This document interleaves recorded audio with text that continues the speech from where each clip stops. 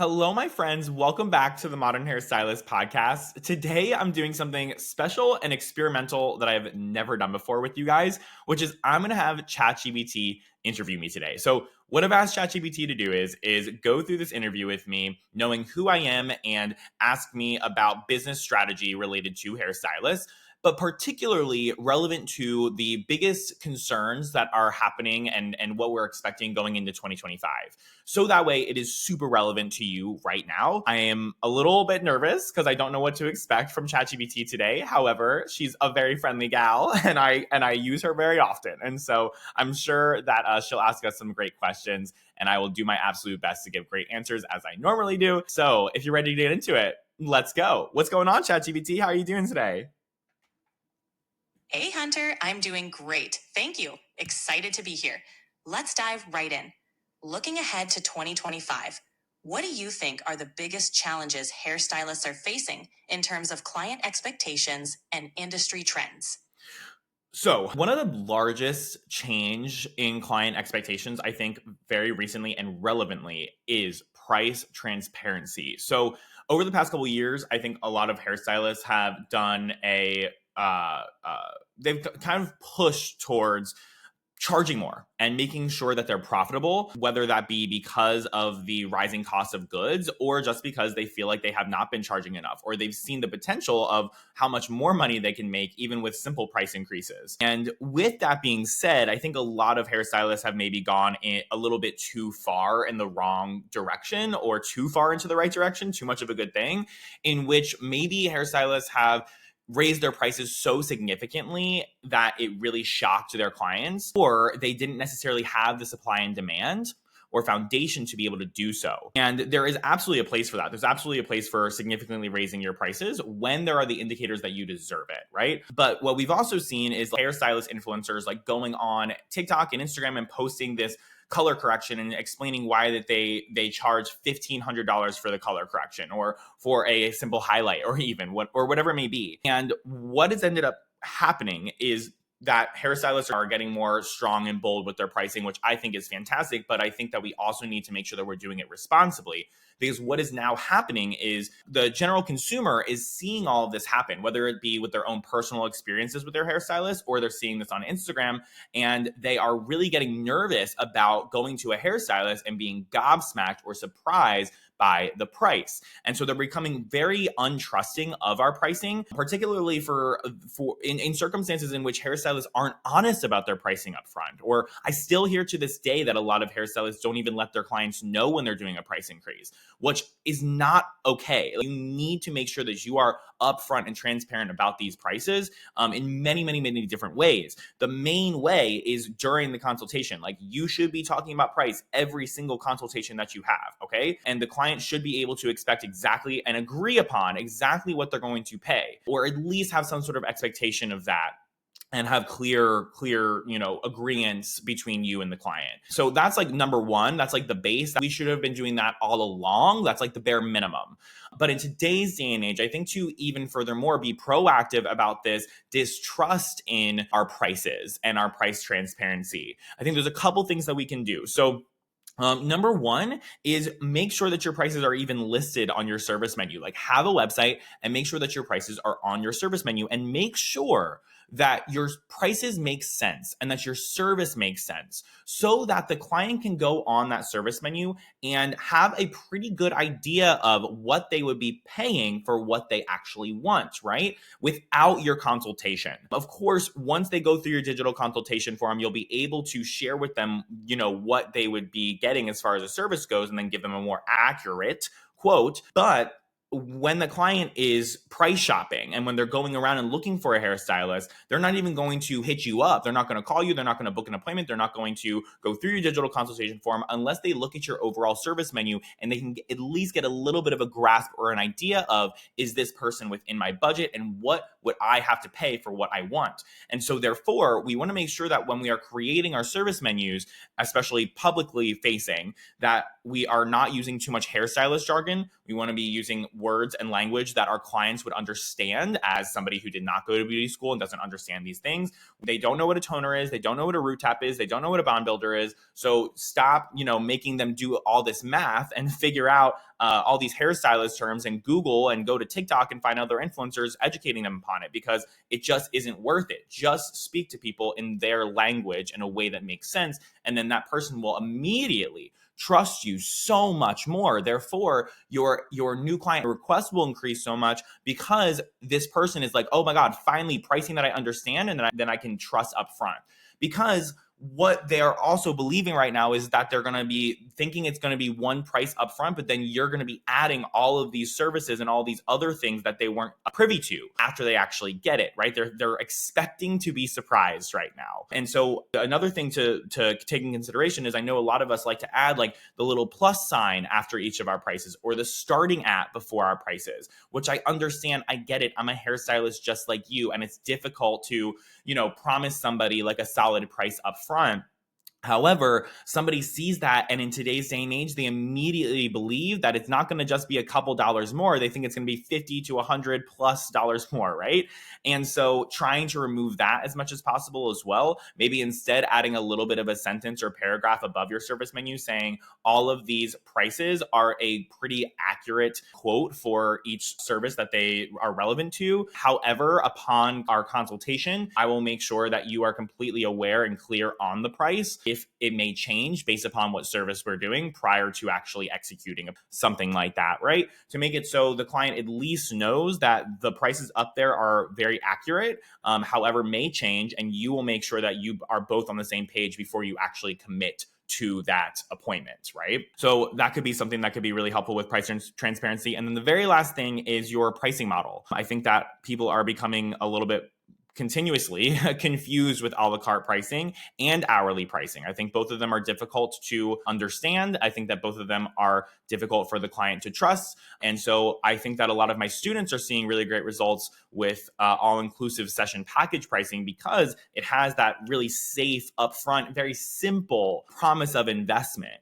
right? And it's like there's just 3 simple options to choose from. You can break them down in really simple ways, and somebody is going to be much more trusting of that and being willing to opt into those things and even come back to see you because they don't have any distrust around it. So like statistics show that only 5% of people, consumers who visit salons, prefer hourly pricing. And I think that the other statistic is like only 29% trust or prefer a la carte pricing. And then the remainder prefers all-inclusive package pricing. And so if you want to combat price transparency, those are a couple of different ways that you can do so. Fantastic advice, Hunter. Now, shifting gears a bit, with the rise of social media and online booking platforms, how do you see digital marketing evolving for hairstylists? And what strategies should they focus on to stay ahead? Well, I think that right now, particularly with digital marketing, people are so burnt out as far as their dopamine receptors go, as far as what their tolerance to consuming short form content looks like. I think that people are not going to be willing to consume anything that isn't directly relevant to them. And so it becomes more and more and more important that when we are creating content, that we are creating content that stops the scroll. Therefore, we need to be creating content that is hyper relevant to the client and connects with them and their subconscious stories and thoughts that they're having every single day. And so what this does not look like is majoritively talking about yourself and your client experience and your salon environment. I've been talking about this a lot recently because I see it a lot recently. I think a lot of people are trying to prove their value and show people how sexy their space is and how amazing they are, when in reality, we need to be turning it around and focusing our content on the client and what their pain points are and what messaging is going on in their brain, what their thoughts are and feelings are around their hair. Hook them with things that are extremely relevant to them so that they feel like you understand them, you're here to serve them, you have solutions for them, versus, when you post something about your salon environment and your client experience, that's great. And I do believe that it has its place every now and then. However, it's not going to have its place very well if the client doesn't even understand why they should trust you or give a shit about your client experience in the first place. And what's going to make them care about that in the first place is going to be, do you understand my problem? Do you understand what's going on in my head, in my brain, in my hair? Then once they trust you, once they see that you are knowledgeable and you understand their issue, that's when the client experience stuff comes into play, because then that furthermore justifies your prices, right? But normally that stuff is done on your website. It's done further down the funnel versus top of funnel marketing, which refers to like Google My Business or Instagram, where somebody's first going to see you and your content or discover you for the first time. It has to be something that is hyper relevant to this client because they don't trust you yet and they don't have a reason to listen to you yet. So give them a reason. And the only way that they're going to stop is if the content is very, very, very relevant to the stories and messaging that they have in their own heads right now. That's spot on, Hunter. Making content hyper relevant is key. Now, let's touch on another trend. In an industry that's rapidly embracing sustainability, how important is it for hairstylists to incorporate eco-friendly practices into their salons? And what are some realistic steps they can take to do so? So, without having the statistics in front of me, right now, consumers statistically are shopping with their core values. They very much are taking some core values into consideration when they're making their purchasing decisions, particularly younger generations, right? I mean, as we can all imagine and guess. I think that honestly, in today's day and age, like very, very hyper relevant to 2025, I honestly think that is weaning just a little bit. I think that people are now more concerned about just getting a return on their investment more than they are being responsible about where they're spending their money or taking their morals into consideration when they're spending their money. I think that people are a little bit more just concerned about the value that they're getting in return. However, I do think that it is still relevant. And so what I don't think that every single stylist has to be super eco-friendly or sustainable. I do believe that it gives you a leg up because it can lend to the general message or belief of your client that they are supporting a business that is doing the right things and is making them feel like they're not a part of the problem. So it's just like an extra plus for them, giving them another reason to continue to come back and show up and see you. But I do think that, you should be thinking about who your ideal client is specifically. Is this an ideal client who shares a lot of the same core values that you do, right? In which sustainability would be one of those things. Or does your ideal client not really give a shit about those things, right? And, I'm speaking strictly from a business perspective. If your ideal client is somebody who doesn't really care about this stuff, then I don't think that you really need to care about it very much either. And I'm talking again strictly from a business perspective. If your ideal client is somebody who very much does care about sustainability, then you absolutely should be using products and talking to your clients about how those products have sustainability missions and how they're sourced sustainably and what the ingredients are like and are they eco-friendly, et cetera, right? Is the production eco-friendly, all that stuff. Do you have a recycling program, right? And that will make it so not only do clients actually just trust you and feel like you're doing the bare minimum, but you actually even have a further leg up on that type of ideal client because they're going to want to choose you over anybody else, right? Now, from a personal standpoint and opinion, I think that we should all absolutely be focusing on sustainability and eco-friendly practices. But speaking strictly from a business perspective, marketing and sales perspective, then I think that it doesn't really matter as much right now for you if your ideal client doesn't really care about that stuff. However, what does your ideal client care about? What are their core values, and how can you align your business and your business's core values, your business's mission, what you invest in? I think a great idea for salons to make an impact in something that you care about is maybe creating a raffle basket and then donating all of the proceeds from that raffle basket to a cause or charity that you care about, and then sharing that with your clients on social and getting them involved. Like, that could be really massively impactful, not just from a impact standpoint, because that's really cool that you were able to do that. Like, you have the power and capability and reach to be able to do that, but it'll also increase your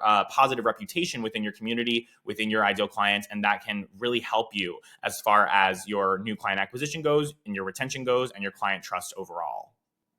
Those are excellent points, Hunter.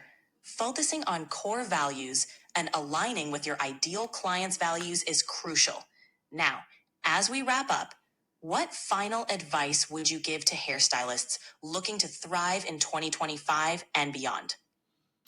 My advice to hairstylists looking to thrive in 2025 and beyond is focus on your own motherfucking business. Like, have your own eyes on your own paper and have a community or a mentor. Because I know with my own business, when I'm up in my own brain, there's so much chaos going on and I get really confused and distracted and I can't just see the clear picture and vision. And so sometimes sitting with a trusted mentor and going through all of my business and looking at the numbers and really understanding like what is the biggest constraint and focus that I need to focus on right now, right? Can help me so much with getting out of my own head and getting back to focusing on what I really actually need to be focusing on.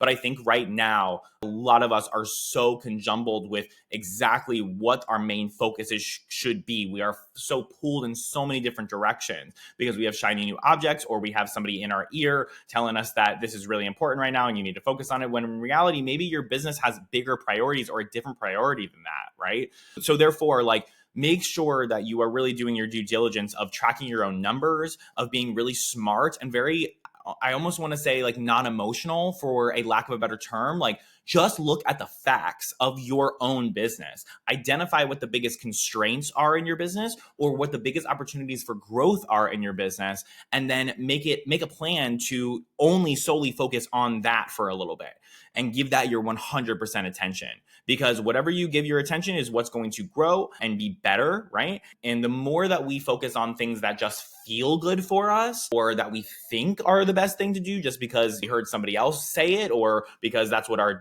peers are working on right now, the more that we're distracting ourselves from the real issue and the less we're going to grow and possibly the bigger hole that we're going to dig for ourselves. That's solid advice, Hunter. Focusing on your own business and priorities can truly make a difference. Thank you for sharing your insights today. It's been a fantastic conversation, and I'm sure our listeners will find it incredibly valuable. Thank you, ChatGPT. You are the bomb. I use you way too often, and I never expected to use you in this way, but you've been a great interviewer today. I appreciate you. And my friend listening to the Modern Hairstylist podcast, I appreciate you so much. Thank you so much for tuning into today's episode. I hope that you found it insightful. If you have any questions for me that you'd like me to answer on the podcast, just go ahead and send me a DM on Instagram at hairbyhunty. I make all these episodes, the majority of them, with you in mind and what you need right now. And so let me know what that is so that way I can make content that's super hyper relevant to you, my friend. So much love. Peace out, Girl Scout. Bye-bye.